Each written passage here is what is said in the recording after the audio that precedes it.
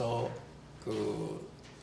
이 좌강두와 토마스 모가 이 삶의 마지막 순간에서 그야말로 피눈물 나는 그런 고백을 한 그런 텍스트를 중심으로 해서 두 문명의 어떤 이 마음의 습성이랄까 이런 것에 어떤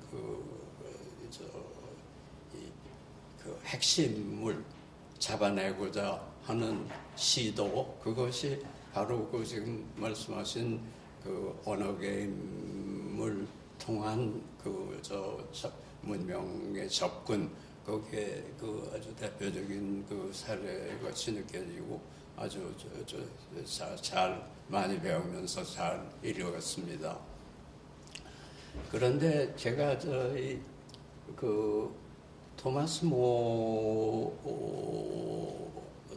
모를 이렇게 좀 보면서 느낀 게, 토마스 모는 좌강두의 동시대인일 뿐만 아니라 루터의 동시대인이 아닙니까? 그래가지고 조금 책을 보니까는 루터하고 서신 교환까지는 하진 않았지만은 루터의 발표문에 대해서 즉각 반박도 하고 이제 그래서 조금 이상하다 하는 생각이 들었어요. 왜냐하면 이 토마스 모는 영국 사람들의 영웅 아닙니까? 국가적인 영웅이고 동시에 사회주의자들의 영웅이단 말이에요.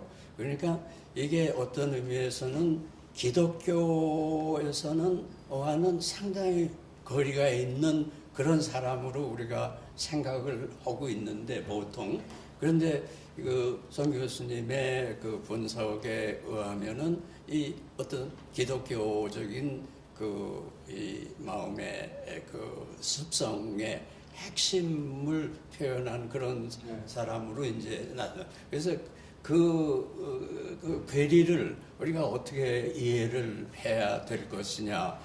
공자의 저서가 당시에 유럽의 베스트셀러였었답니다. 그래서 모두들 갖는 관심이 뭐냐 하면은 디바인, 소위 신적인 거 없이 신적인 권위에 의존하지 않고 건강한 정의로운 사회를 운영할 수 있느냐. 공자는 그걸 했지 않느냐.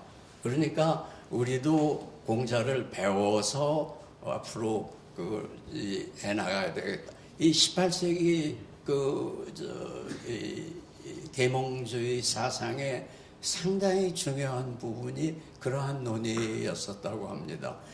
이거는 제가 아직 못 본 건데요. 토마스 모가 이제 물론 토마스 모는 원론적으로는 개신교적 운동을 하는 사람들에 대해서 그렇게 달가워하지 않은 거는 저도 알고 있는데, 루터가 어거스틴의 그런 초기 사상의 부분을 좀 담고 그 부분을 좀 더 이렇게 확산하고 하려고 하는 것이 있었다. 이제 그런 식으로 원장님 말씀하셨으면 이제 당연히 만약에 그게 그때 당시에 개신교 혁명이 성공하지 않았을 경우에 캐톨릭만으로서의 종교의 어떤 그런 형식들을 가지고 어떻게 전개됐을지 이런 부분들은 제가 좀 더 앞으로 더 깊게 생각을 해봐야 될 것 같고요. 예, 매우 흥미롭고 시사적인 연구라고 생각이 됩니다. 상당히 야심적인 또 시도이기도 하고요. 저도 이런 주제에 관심이 있어서 토론자가 된 게 상당히 기쁘게 생각합니다. 간단하게 세 가지만 한번 토론거리를 만들어 보겠습니다. 첫 번째는 이 발표문의 12, 13, 14쪽의 이제 비교표들에 잘 정리되어 있는 유교와 기독교의 특징들에 대해서 저는 상당히 동의를 합니다. 그리고 이러한 비교는 종교사역 분야에서 어느 정도 이렇게 알려져 있습니다.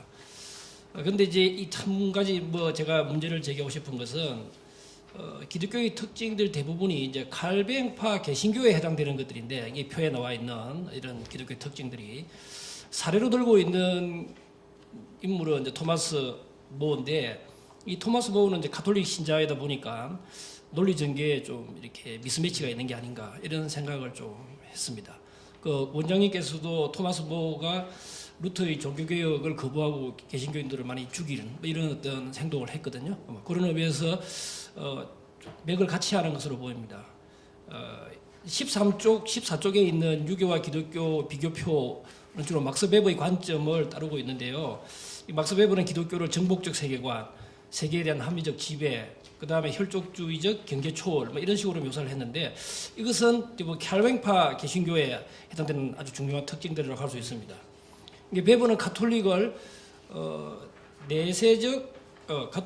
내세적 금욕주의로 규정을 하고요. 칼뱅파 개신교를 현세적 금욕주의, 그리고 또 루터파 개신교를 현세적 신비주의 이렇게 이제 분류를 하고 있습니다. 그래서 이게 조금 더 이제 베버의 분류를 다 알고 계시겠지만 간단하게 설명을 드리면 베버는 이제 현세적 종교, 그러니까 고통과 악이 범람하는 이 현세를 가치 있게 보느냐, 가치 없게 보느냐에 따라서 분류를 했는데 가치 있게 그럼에도 불구하고 가치가 있다고 보는 게 현세적 종교고 아니 이거는 도저히 가치가 없다, 도망가야 된다 이렇게 본 게 이제 내세적 종교로 봤습니다. 그리고 인간을 신의 어떤 명령을 수행하는 도구로 보는 걸 금욕주의 종교로 보고 그 다음에 이제 인간을 신성을 담는 그릇으로 보는 걸 신비주의 종교로 봤습니다. 이렇게 네 가지 구별을 하면서 이제 크로스 해서 네 가지 형태의 종교를 갖다가 이야기를 했는데 현세적 금욕주의 이거는 이제 칼뱅파에 해당되는 특징이고 내세적 금욕주의가 이제 가톨릭으로 분류를 합니다. 그 다음에 현세적 신비주의 종교는 루터파와 유교를 이야기하고 있는 것 같습니다. 그리고 내세적 신비주의 종교는 힌두, 불교 뭐 이런 걸 특징하고 있는데 여기서 토마스 무어는 편지와 기도문을 쭉 읽어보면 가톨릭의 내세적 특징을 잘 보여주고 있습니다. 그래서 송 교수님께서 토마스 모어가 그 왕의 어떤 이런 명령과 타협하기를 거부하고 결국 죽음을 선택했는데 그 죽음의 선택의 어떤 이런 동기가 현세를 정복하려고 하는 태도보다는 현세를 부정하는 쪽으로 이렇게 기울어지는 어떤 그런 내용들이 들어있지 않나 이런 생각을 하거든요. 그래서 예를 들어서 세상이 내게 무가치한 것이 되게 하소서 이런 기도를 하고 있고 세상적인 사귐을 갈구하지 않게 하시며 제 마음이 세상 일에 대해서도 듣기를 원하지 않게 하시고 오히려 제게는 세상적인 환상에 대해 듣는 것이 불쾌한 일이 되게 하소서. 그래서 마지막에 이게 토마스 모어가 계속 기도로 보이고 있는 게 세상에 대한 무관심 내지는 어떤 뭐 이런 특징을 보이고 있는 걸 봐서 앞에서 이제 기독교의 특징으로 들고 있는 세계에 대한 정복이라든지 세계에 대한 합리적 지배 뭐 이런 거하고는 조금 잘 안 맞다 이런 생각이 좀 듭니다. 그 다음에 이어서 25쪽에 유교 문명이 근대화 과정에서 기독교 문명에 패배했다 아마 이런 진술이 나옵니다. 여기서 말하는 기독교 문명도 칼뱅파의 현세적 금욕주의라고 이제 말할 수 있다고 저는 생각합니다.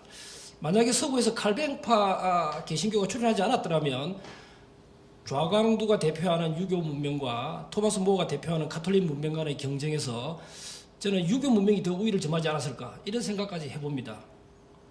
유교 문명은 이제 에너지를 현세에 쏟는 그런 특징이 있고 가톨릭 문명은 좀 내세적인 수도원 생활을 통해서 내세적인 지향성을 갖고 있기 때문에 이 경쟁에서 유교가 유리하지 않았을까. 또 역사적 사실로 보더라도 종교개혁 이전의 유럽보다 당시 중국이 모든 면에서 앞서 있었다는 이런 기록들을 볼 때 가톨릭 문명과 유교 문명과의 경쟁에서는 저는 유교 문명이 오히려 더 낫지 않았을까. 어쨌든 종교개혁이 일어나서 칼뱅파의 문명이 서구를 갖다가 이렇게 변화시켰고 그게 오늘 현대 서구를 만드는 데 가장 중요한 기여를 하지 않았을까 이렇게 생각하고요. 토마스 모어가 기본적으로 뭐 유토피아와 같은 뭐 공상적 이상주의 사회에 대한 꿈을 그리고 한 것 이런 모든 것에 대한 뿌리는 저는 이 토마스 모어가 가지고 있는 기독교적인 신앙에 다 담겨 있더라고 보고 실제 여기에 제가 인용한 이것은 본인이 왜 펠립 8세가 그렇게 간절히 애원하는데도 불구하고 자기가 왜 이것을 억셉트하지 못하는 것에 대한 그것을 그 정당화하기 위한 그런 노력들이 이 신앙의 그 가치나 덕목으로 더 강력하게 나타난 게 아닐까 이렇게 생각하거든요. 이것이 현세도피적인 부분에 대한 것이 많이 읽혀지거든요. 여기 보게 되면 이 세상은 무가치한 거로 읽혀지는데 결국 그것은 제가 생각하기에는 본인 스스로 헬리파스의 입장을 동조하지 못하고 반대하게 되는 그 원인을 보다 더 선명하게 표현해낸 거라고 생각합니다. 이제 송 교수님이 이제 말씀을 이렇게 정리하시기를 이제 유교에서 이제 그 좌광조 좌광도 예, 그 좌선생하고 토마스 모어를 이제 비교하시는데 토마스 모어는 왕보다는 신에 대한 이제 신의 뜻에 이제 이렇게 충성하는 것이고 유교 이 좌 선생은 군주에 대한 충성으로 이제 이렇게 표현이 되죠. 근데 저는 이렇게 생각을 한번 해봅니다. 아까 선생님도 말씀하셨지만은 동아시아 국가들도 이게 오랜 기간을 지속된 체제인데 그렇다면 말이죠. 이게 단순하게 신하가 그냥 왕에 대한 개인으로서의 왕에 대한 사적인 왕에 대한 충성으로만 이것이 됐더라면은 동아시아 문명이 지속되지 않았을 것 같아요. 이게 지속됐다는 얘기는 왕을 사적인 존재로 생각하는 게 아니고 그 왕은 왕다운, 군주는 군주다운 어떤 직분을 자기들이 설정을 했을 것이고 그 왕이 그러한 군주라면 당연히 해야 되는 그 직분을 제대로 수행하도록 간언도 하고 뭐 또 그 간신들을 제어도 하고 그런 과정에서 뭐 이 권력 투쟁도 나오고 이제 그러지 않았을까. 그렇다면 이름은 왕에 대한 충성으로 이제 표현하지만은 실제로는 그 왕이 백성을 사랑한다든가 정의를 실현한다든가 하는 그런 보편적인 가치를 왕이 수행하도록 올바른 유교의 바탕을 둔 신하라면은 그러지 않았을까? 그렇다면 결국은 기독교에서 말하는 신이 지향하는 가치하고 유교에서 그 군주라면은 올바른 군주라면은 이러이러한 일을 해야 된다고 유가에서도 보았을 어떤 가치하고 상당히 일치하는 것도 있지 않았을까? 이런 생각이 이제 제 하나 첫 번째 질문 드리는 거고요. 지금 우리나라는 세계적인 기독교 국가입니다. 그리고 아까 발표자가 말씀하신 것처럼 세계적으로 그 유교 문명이 제일 많이 남아 있는 것이 우리나라예요. 그런 점에서 본다면 지금 송 교수님이 하신 이 우리 현실이 가지고 있는 이 기독교 문명하고 유교 문명을 서로 한번 이렇게 견줘본다든가 서로 토론해보는 것은 매우 사실 필요한데 이런 자리가 많지 않습니다. 왜 그러냐면 자칫 잘못하면 뭐 신앙 고백이 될 수 있고 또 남의 종교를 비판할 수 있기 때문에 쉽지 않습니다. 근데 제가 볼 때 정말 학자들은 이런 그 얘기를 기회를 많이 가져야 된다고 봐요. 뭐 이제 오늘 좀 우선 이제 크게 지금 발표를 하셨는데 저는 두 가지만 지적하겠습니다. 첫 번째, 우리가 기독교도 여러 층차가 있는 것처럼 유교에도 여러 층차가 있다. 근데 선생님께서 지금 그 좌광두를 하셨는데 저는 여기서 지적하고 싶은 게 세속 유교하고 근본 유교하고는 좀 구분해야 된다. 가령 그 좌광두가 뼈와 살이 무너지면서도 자식한테 편지하기를 내가 정말 진정으로 효와 충을 다하는지 내가 의심스럽다. 이런 식의 얘기를 했는데 여기서 그 선생님은 마치 좌광두가 그 당시에 황제를 뭐 가치지향의 목표로 둔 것처럼 해석하셨는데 이 부분은 전혀 제가 볼 때 옳지 않습니다. 그 당시 그 희종 황제가 무슨 목공이나 하고 이렇게 놀고 있는 바보 같은 짓을 하고 있는데 그런 사람은 궁극 가치를 볼 리가 없습니다. 벌써 공자는 살신 성인 만일에 사유가 도덕이 실천되지 않을 때는 내 몸을 죽여서라도 이를 실천해야 된다 그랬고 맹자는 사생추의 내 삶이 있고 의로움이 있을 때 선택해야 된다면 내 삶을 버리고 의를 택해야 된다. 이렇게 말씀드려요. 그리고 이제 그런 도리의 세계를 성략자들이 자세하게 말을 했습니다. 그러니까 좌광두가 추구하는 궁극 가치는 도리의 세계. 이것이지 당시 그 바보 같은 황제가 아니에요. 보다는 그 도리의 세계에 더. 예. 그래서 좀 더 말씀드리면 충효란 말을 우리가 많이 쓰는데 전혀 그건 세속 유교이지.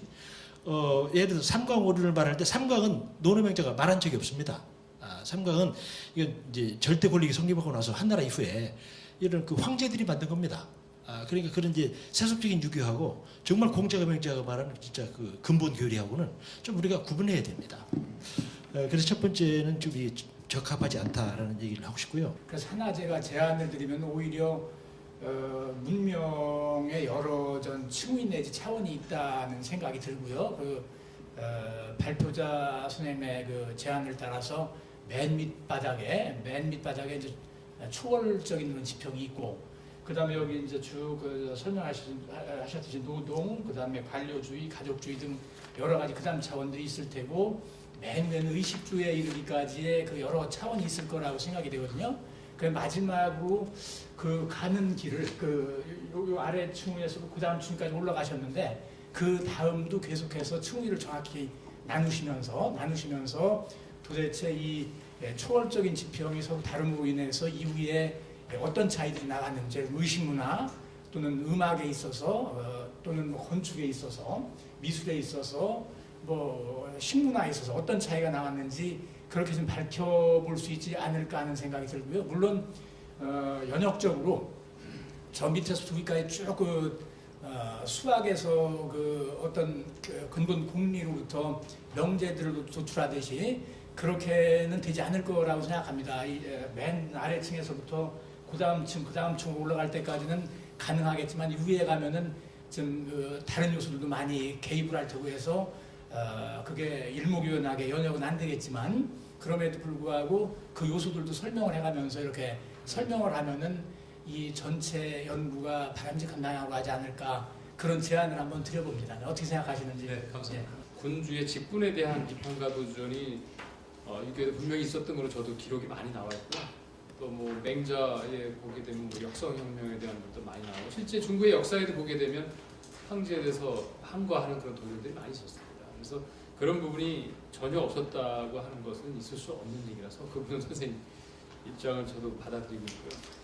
유교의 이게 정치 체제를 도입하는 것, 이거는 좀 더 말씀을 길게 드릴 수는 없는데, 저는 아까도 여기 제가 퍼스펙티브 1, 2, 3 말씀드렸듯이 그 어떤 것보다 문화 정서적 경향성, 이 부분에 대한 것이 가장 질기고 만성적이고 오래 간다고 생각하거든요. 그래서 만약에 시스템이나 프로그램으로서의 정치 체제를 좋은 것을 잘 들여다가 여기에 이식시켜서 잘 키워내면 되지 않을까. 이 부분이 이론적으로는 가능한 것 같은데 실제적으로는 필경 실패하게 될 공산이 크지 않을까라는 그런 생각을 해왔었어요. 그래서 좀 더 말씀을 더 길게 드릴 시간이 있으면 좀 더 말씀 나눌 건데, 그냥 그 정도로 말씀드리고요. 그다음에 그 유교의 증차가 있다, 이게 구분이 있다, 세속유교가 있고 근본 유교가 있는 것은 제가 여기까지는 구분하기에는 제가 이제 지식이 일천해가지고 좀 더 보도록 하겠습니다. 선생님 말씀하신 거는 그렇게 제가 이 층위를 가지고 이 초월적 지평의 다름으로 인해서 구체적인 현실 문명의 구체적인 층위들이 어떻게 전개되어져 나타나는지를 한번 더 보도록 하겠습니다. 이게 큰일 났습니다. 이거 다 어떻게. 저는 이제 기독교인이거든요. 네. 신상명세서나 이력서에 종교 뭐 기독교라고 쓰는데도 저의 DNA는 아직도 유교. 그러니까 닥트리노스 유교가 아니라 시어리스 유교에서 학습된 이런 것이 많이 남아 있어요. 그래서 8쪽에 보면은 아주 좋은 풍자를 해주셨잖아요. 술독 앞에서는 새 현자의 모습을 했는데 정말로 재미있습니다. 저는 이때 무슨 생각이 나면 예수를 여기다 초청해다 놓으면 예수의 얼굴은 어떻게 변할까.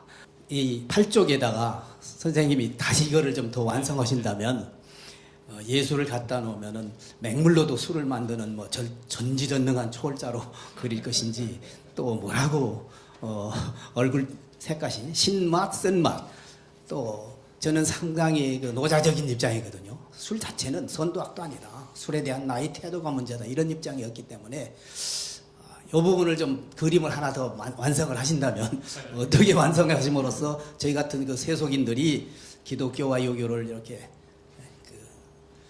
잘 좀 설명해 줄 수 있을까. 이렇게 좀 아쉽지요, 제 질문. 네, 감사합니다.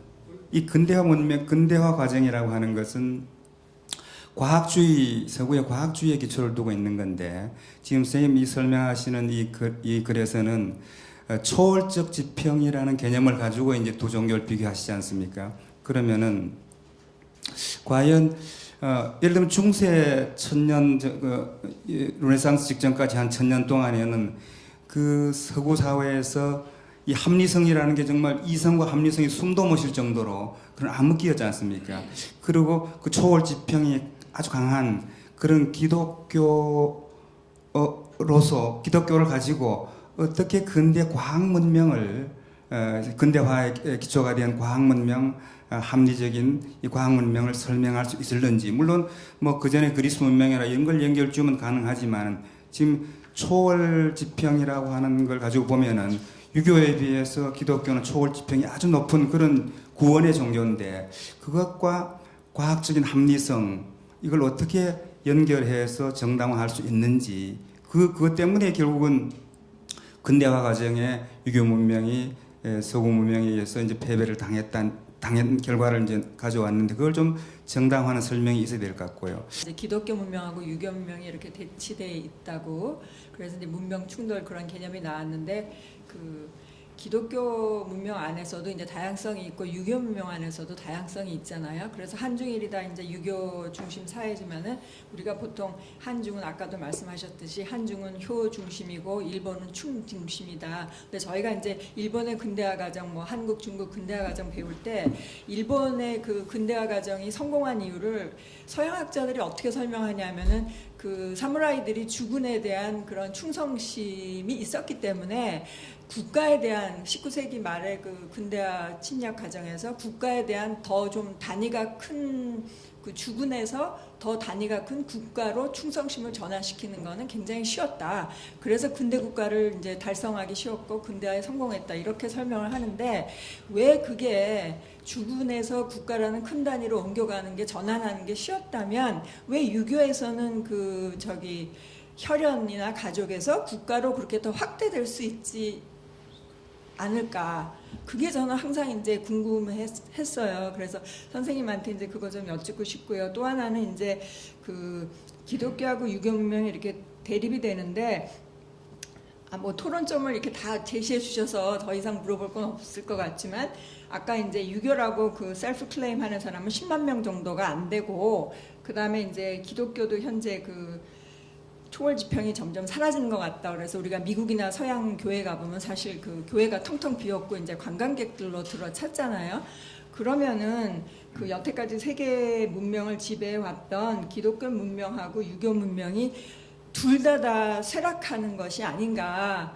그래서 이제 어떤 그 후쿠야마가 말했듯이 The end of history에서 더 나가서 end of civilization이 되는 것이 아닌가. 그러면은 기독교와 유교를 대체할 수 있는 그런 새로운 문명이 탄생한다고 보시는지 아니면 두 문명이 계속 이렇게 공존하면서 대립한다고 보시는지 저는 그게 좀 궁금하고요. 근대화 과정, 소위 말하는 근대화 과정이라고 하는 그 프로세스의 측면에서 봤을 때는 패배한 듯하다라고 하는 것은 분명히 이제 근대 과학기술 문명에서 그런 거고요.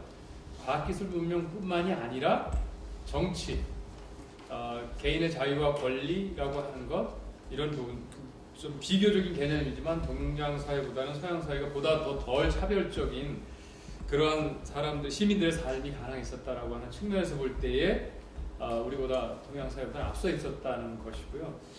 그래서 아마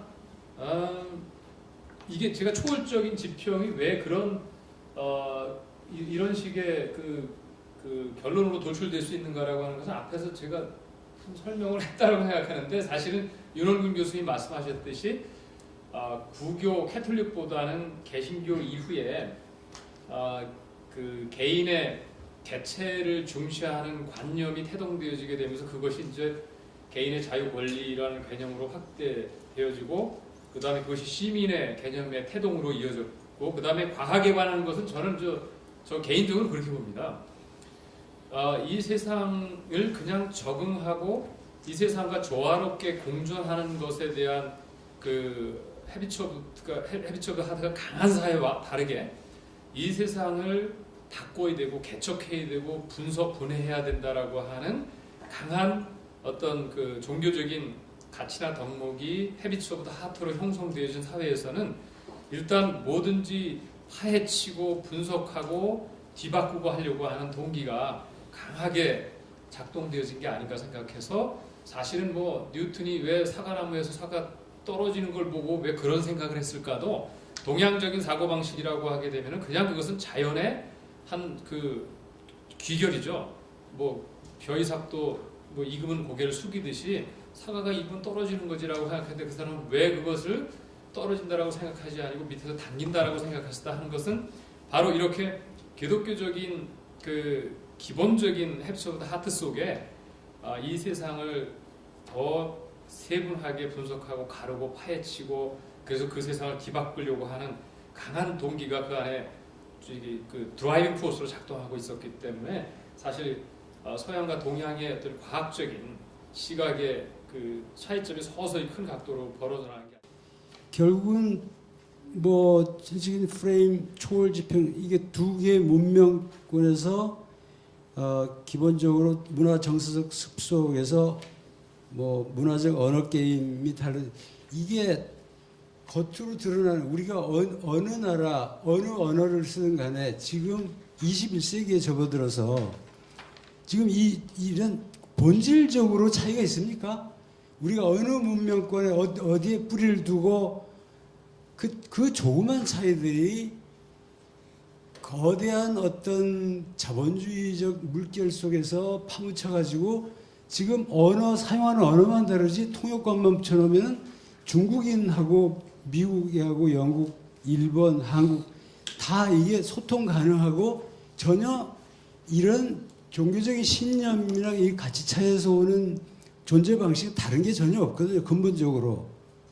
그런데 그래서 그렇다고 종교사회학적 논의에 정치경제학적 그런 것까지 고려해서 얘기가 되면은 저는 그런 의문점들을 갖습니다. 이것이 그러니까 큰 의미가 없다. 이런 그 어느 문명권, 지금 문명권 차이에서 지금 우리가 새롭게 뭐 방향을 설정하고 새로운 가치를 추구하고 근데 무슨 의미가 있겠느냐. 프래그마티스트 그 윌리엄 제임스가 그런 얘기를 한 적이 있습니다. 그러니까 어떤 철학적 구분이나 사상을 들으면은 그래 맞다고 치자. 그런데 그게 경험적으로 캐시밸류가 뭐냐? 다시 말해서 그게 경험적으로 어떤 다른 예측이나 다른 어떤 뭐 설명이나 이런 것들을 갖다 주느냐? 그러지 않으면은 말은 다른 거지만은 실제로는 거의 같은 것이다. 이제 그런 얘기가 이제 생각나는데요. 왜 그러냐면은 여기 선생님이 저희한테 주신 자료에 보면은 그 기독교 문명권에 대한 어떤 지도가 나오잖아요. 그럼 여기에 그 까맣게 칠해진 것이 이제 기독교 문명권으로 저는 이렇게 읽고 있는데, 그러면 미국, 남미, 아프리카, 중부, 유럽, 러시아, 호주 이게 다 기독교란 말이에요. 그러면 이 사람들을 다 기독교 문명권이라고 했을 때 저기 각지에서 일어나는 일들을 갖다가 기독교 문명권이라는 개념으로 도대체 뭘 설명을 할 수가 있느냐라는 거죠. 우리가 이제 상식적인 차원에서는 종교하면은 어떤 내세 또 영혼의 불멸 이런 개념하고 이제 연관이 되어 있단 말이죠. 근데 이제 유교는 그런 걸 지금 주장하지 않으니까 대부분 우리가 세속적으로 할 때는 유학이다 이런 표현을 우리 뭐 유학 사상, 유학 뭐 이렇게 많이 쓰니까 이제 사회적 기능에서는 종교로 분류할 수 있겠지만은 정말 그 종교라는 그 이념 자체에서 유교를 완전히 완벽하게 종교로 이렇게 분류하는 것도 가능한 것인지 제 의문을 하나 드립니다. 유교가 종교인지 아닌지에 대한 논란은 많이 있었고 지금도 계속되는데, 종교 사회학적 입장은 제가 아까 말씀드렸듯이 본질론 쪽이 아니고 기능적이거든요. 그러니까 어떤 특정한 사회에 어떠한 종교라고 일컬어질 수 있는 어떠한 신념의 체계 단위가 집합적으로 수용되어지고 그것이 거기서 이제 그 하나의 그 신념 체계로서 담고 있는 그 가치 체계나 덕목의 체계 같은 것들이 실제 그 사람들의 사고 방식과 자기 본인과 세상을 이밸류에이트하는 그런 작동을 하게 되면 그것은 종교의 기능이 있다라고 보거든요. 그래서 그런 식으로 보게 되면 종교고요. 아까 교수님 말씀하셨듯이 초월적인 존재 또는 어떤 그런 것을 그 전제로 하는 본질론적인 입장에서는 유교는 종교가 아니라고도 볼 수도 있거든요. 모든 구체적인 상황을 다 나열할 수 없고 그것을 다 비교할 수 없으니까 그 중에 두 개 문명을 아주 드라마틱하게 비교할 수 있는 몇 개의 중요한 요인을 딱 끄집어 놓고 그 자문화 입장에서 끄집어 내놓은 다음에 그것과 비교를 하는 겁니다. 그래서 사실 이 비교들도 사실 배보식의 어떤 그 차이법에 관한 거라서 이거를 가지고 이제 이거는 거시적으로 볼 때는 어느 정도 타당성 있게 들릴 수 있지만 구체적인 국면에 적용하게 되면은 전혀 아닌 현상이 나타날 수도 있어요. 그래서 여기서 볼 때는 설명력이 뭐 만사형통하게 있는 건 분명히 아닌 것 같고 그 나름대로 거기에 한계가 많이 있는 건 사실인 것 같습니다.